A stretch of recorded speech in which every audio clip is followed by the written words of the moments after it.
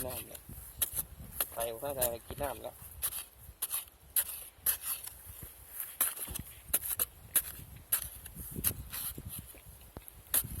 เก็บหน่อยไม่อยู่ใส่วะ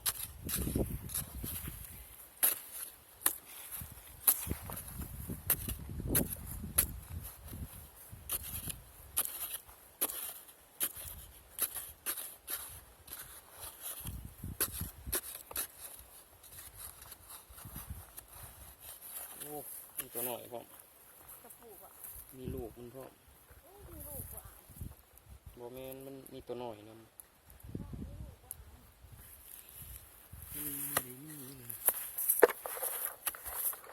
นี่มาคุดกระปูกันนะนี่กระปูครับเดี๋ยวไปหูดไม้ต่อ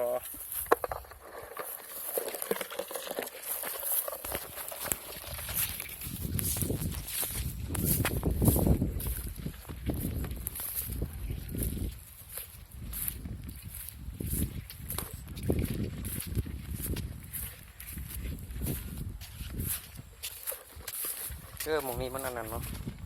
นี่มันอ่อนดีป่ะ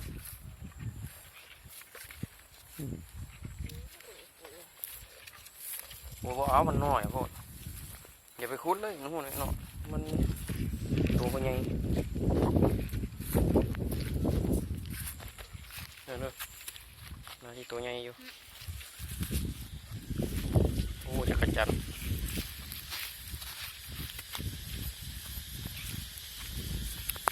กระจันมาแล้วโอ้หูใหญ่แต่ว่าตัวนี้เบ้อเป็ดสักหูใหญ่กบโปรเจกต์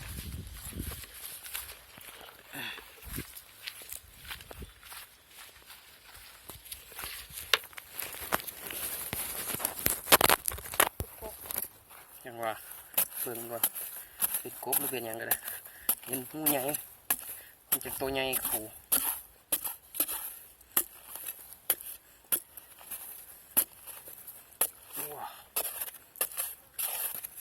ไงđiด้วยกบแล้วไหม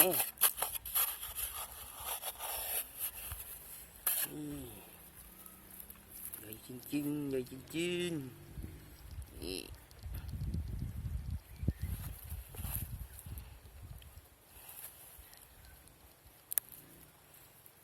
กล้ามแล้วว่าปูตัวก็แข็งว่ะ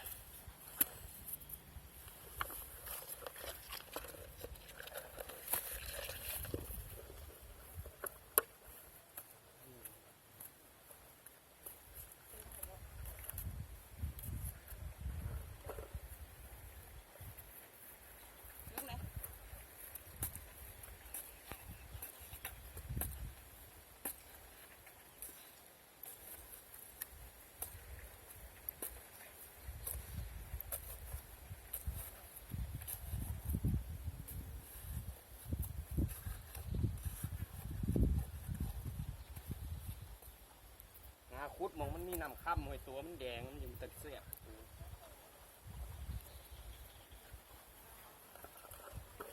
แก๊กไม่มากคุดกระปูครับพ่อแม่พี่น้องเอ้ยไปกันต่อคนแค่นั้นบรรยากาศครับบรรยากาศปันนอกนา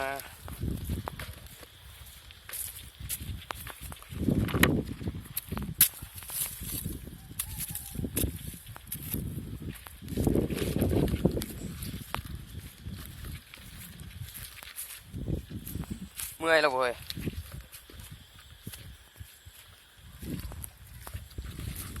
โอ้เม็ดน้ำ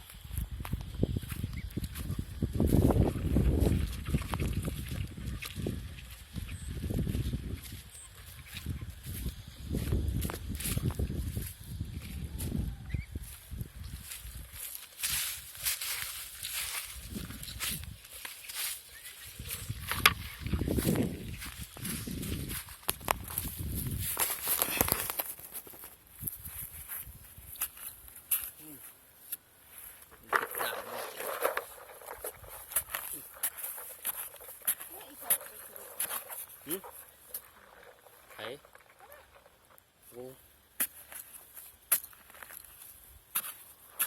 คุดอีปูดินมันอ่อนดีเป็นตะคุดวะ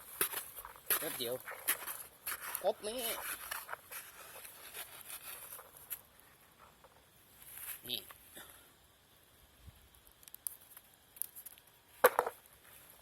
โอ้ไข่หอมปูไม่มีไข่เลย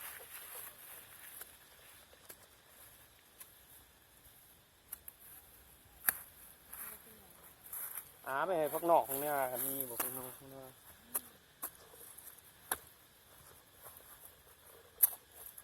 ได้ป่ะพ่อ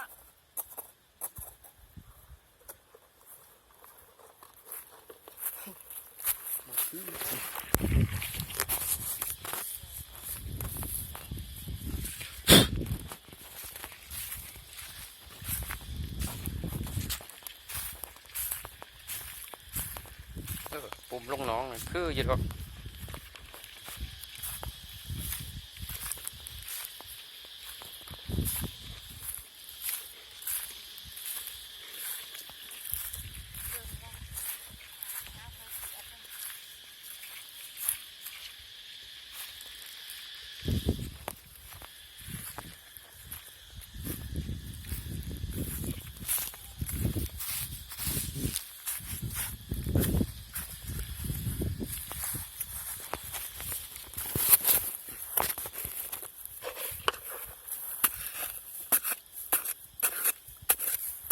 น่าตื่นก็ได้เว้ย